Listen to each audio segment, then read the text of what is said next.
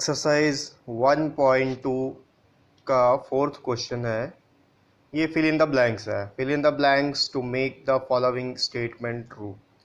कुछ स्टेटमेंट्स दिए हुए हैं, उसमें कुछ फिलअप्स दिया हुआ है। उस फिल अप द ब्लैंक्स में फिल करना है अपने को कि वहाँ कौन सा इंटीजर आएगा या फिर कौन सा नंबर आएगा।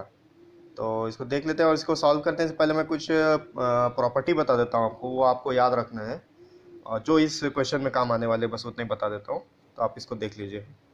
1.2 का क्वेश्चन फोर्थ है। तो इसमें पहले मैं आपको जैसा बोला हूँ कुछ प्रॉपर्टी बता देता हूँ, तो उसको आप याद रखो। एक होता है कम्यूटेटिव प्रॉपर्टी, ठीक है, आपके बुक में दिया हुआ है। बहुत सारे प्रॉपर्टी दिए हुए हैं, additive property, commutative property, associative property. तो इसमें जो काम आने वाला है अभी अपने को फोर्थ क्वेश्चन में, वो मैं आपको बता देता हूँ। एक होता है कम्यूटेटिव प्रॉपर्टी। ये बोलता है कि a plus b is equals to b plus a. ठीक है, ये चीज़ आपको याद रखना है। a plus b is equal to b plus a. एक होता है एसोसिएटिव प्रॉपर्टी। एसोसिएटिव प्रॉपर्टी ये बोलता है कि a plus b plus c, a plus b bracket में प्लस सी बाहर में, is equals to a plus b plus c. यहाँ पर a बाहर में, b प्लस सी अंदर में। तो ये इस प्रॉपर्टी के तहत ये प्रूफ किया गया है कि कोई भी नंबर में जब a और b का वैल्यू पुट किया जाएगा तो उन दोनों में अगर इस तरह से पुट किया जाए तो दोनों का आंसर सेम आएगा। और यहाँ पर भी a प्लस बी प्लस सी रखा जाए और यहाँ पर a को बाहर रख के b प्लस सी अंदर रखा जाए तो भी आंसर सेम आएगा। अब देख लेते हैं ये क्वेश्चन, ये प्रॉपर्टी हमारे क्वेश्चन में किस तरह से अप्लाई होता है। दो ही प्रॉपर्टी है जो इस क्वेश्चन में अप्लाई होगा। बुक में और भी दिए हुए हैं, अगर आप देखना चाहो तो आप उसको देख लीजिए। पहला वाला ले लेते हैं, फोर्थ का फर्स्ट बोल रहा है कि -5, ये फिल इन द ब्लैंक्स है, ब्लैंक में फिल करना है तो plus of -8 is equal to -8 plus of dash. तो अब देखो यहाँ पर -5 है, -8 है, यहाँ -5 है और डैश दिया हुआ है, ठीक है, और बीच में दोनों के प्लस का साइन दिया हुआ है। यहाँ पर अपना कम्यूटेटिव प्रॉपर्टी को यूज़ कर सकते हैं। कम्यूटेटिव प्रॉपर्टी क्या बोलता था अपने को, a plus b is equals to b plus a. अब सपोज यहाँ हम a को मान लेते हैं -5, b को मान लेते हैं -8, ठीक है। तो अब देख लो a का वैल्यू -5, b का वैल्यू -8, तो यहाँ पर a प्लस बी हो गया। अब ये दिया हुआ है -8, जो b का वैल्यू हो गया, तो यहाँ पर क्या आएगा, a का वैल्यू है -5, ठीक है। ये हो गया फर्स्ट। देख लेते हैं इसका सेकंड। ये इजी प्रॉपर्टी से आपको मेंशन करना पड़ेगा अकॉर्डिंग टू कम्यूटेटिव प्रॉपर्टी, ठीक है। सेकंड क्वेश्चन में बोल रहा है, फोर्थ का जो सेकंड है, -53 plus dash is equals to -53।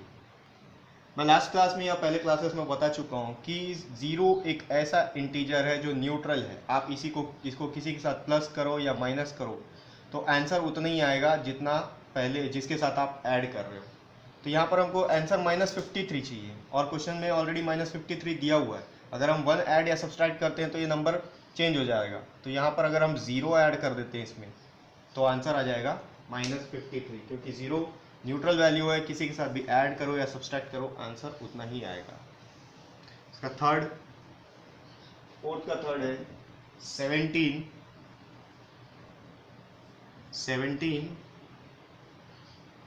Plus dash is equals to 0, ठीक। अब एक चीज आप ध्यान दो, मैं एक और बात बताया था, कभी भी कोई भी आंसर का अगर 0 आंसर लेकर आना है तो कोई भी दो टर्म आपस में अगर माइनस हो जाए तो आंसर 0 आ जाता है। हमको एक रूल पता है कि जब ब्रैकेट ओपन होता है तो साइन चेंज हो जाता है। प्लस इंटू माइनस हमेशा माइनस होता है, ये देख, प्लस इंटू माइनस हमेशा माइनस होता है। तो ब्रैकेट ओपन होने के बाद अगर यहाँ माइनस आ जाए और यहाँ पर सेम वैल्यू आ जाए जो वैल्यू यहाँ पर है तो आंसर 0 ऑटोमेटिक आ जाएगा। इसको सॉल्व करके देख लेते हैं। सपोज आप ले लो इसको -17 क्यों? क्योंकि 17 माइनस 17 जीरो होता है। अब ब्रैकेट ओपन करके देख लेते हैं, 17 प्लस इंटू माइनस, रूल में है प्लस इंटू माइनस माइनस, ये हो गया माइनस 17, 17 माइनस 17 जीरो। ठीक है, ये हो गया थर्ड, फोर्थ का थर्ड हो गया, फोर्थ का फोर्थ ले लेते हैं। इसके पहले एक्सरसाइज 1.2 के सारे क्वेश्चन सॉल्व हो चुके हैं, उसका लिंक मैं डिस्क्रिप्शन में दे दूंगा, जो आप वीडियो अगर कोई सा नहीं देख पाए हो तो आप देख सकते हो। फोर्थ क्वेश्चन में है स्क्वायर ब्रैकेट में 13 plus minus of 12 square bracket close plus dash is equals to, नीचे लिख रहा हूँ स्पेस कम होगा, 13 प्लस स्क्वायर ब्रैकेट में माइनस 12 प्लस ऑफ माइनस 7। तो स्टार्टिंग में मैं आपको दो प्रॉपर्टी बताया था, एक कम्यूटेटिव प्रॉपर्टी था, ठीक है, वो हम देख चुके थे, a plus b is equals to b plus a होता है, और एक बताया था मैं एसोसिएटिव प्रॉपर्टी। एसोसिएटिव प्रॉपर्टी बोलता है a plus b plus c is equals to a plus b plus c. ये प्रॉपर्टी बुक में प्रूव करके दिया हुआ है, ठीक है, इसको प्रूव करने की ज़रूरत नहीं है। तो अब यहाँ पर हम उसी क्वेश्चन की तरह फर्स्ट क्वेश्चन के जैसे ले लेते हैं। सपोज ए और बी का वैल्यू, ठीक है, यहाँ पर ए का वैल्यू हो गया 13, बी का वैल्यू हो गया -12, ठीक है। अब इसको डैश है तो इसको सी मान लेंगे, ठीक है, क्योंकि ये दोनों ब्रैकेट में है और ये बाहर अलग से। अब यहाँ ले लो, ए का वैल्यू हमने 13 लिया था, ये 13 है तो ये हो गया ए का वैल्यू, बी का वैल्यू हमने -12 लिया था, ये हो गया था बी का वैल्यू -12। अब सी यहाँ ब्लैंक था लेकिन सी यहाँ पर दिया हुआ है अलग से -7। ये दोनों देख लो, स्क्वायर ब्रैकेट के अंदर है, ये एक ब्रैकेट में हो गया, ये बाहर, तो ऑब्वियसली यहाँ पर क्या आएगा, सी का वैल्यू आएगा, सी का वैल्यू हो गया -7, ठीक है। यहाँ आप लिख सकते हो बाई एसोसिएटिव प्रॉपर्टी, ठीक है, हो गया ये। अब ये एक लास्ट क्वेश्चन और बचा हुआ है इसमें, फोर्थ का फिफ्थ, ये इस एक्सरसाइज का लास्ट क्वेश्चन है।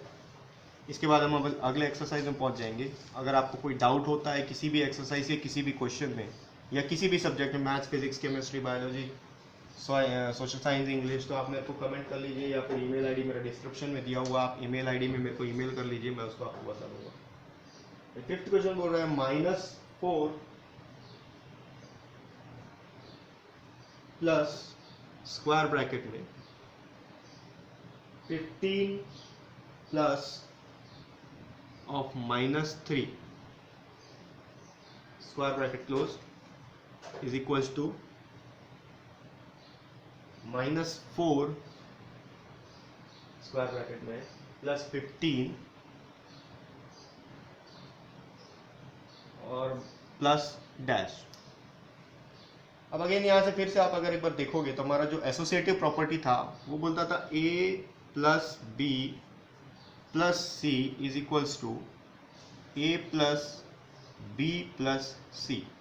अब यहाँ थोड़ा सा डिफरेंस है, इसको इस तरफ ले गया है और इसको इस तरफ लेकर आ गया है, ठीक है। ये देखो a, ये हो गया a, ये b प्लस सी, ये हो गया b प्लस सी, यहाँ पर हो गया a प्लस बी, ये हो गया a प्लस बी।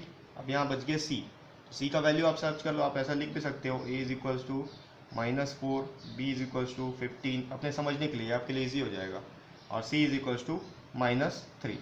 अब आप मैच कर लो, यहाँ a का वैल्यू दिया हुआ है, b का वैल्यू दिया हुआ है, c का वैल्यू दिया हुआ है, यहाँ पर a का वैल्यू दिया हुआ है, b का वैल्यू दिया हुआ है, c का वैल्यू बच गया, तो c का वैल्यू है -3, इस ब्रैकेट में आ जाएगा -3। अब क्योंकि हम दो साइन को मैथ्स में एक साथ नहीं लिख सकते, इसलिए इसको रखना पड़ेगा एक ब्रैकेट में, ठीक है। तो इसके साथ ये अपना 1.2 का एक्सरसाइज कंप्लीट हो चुका है।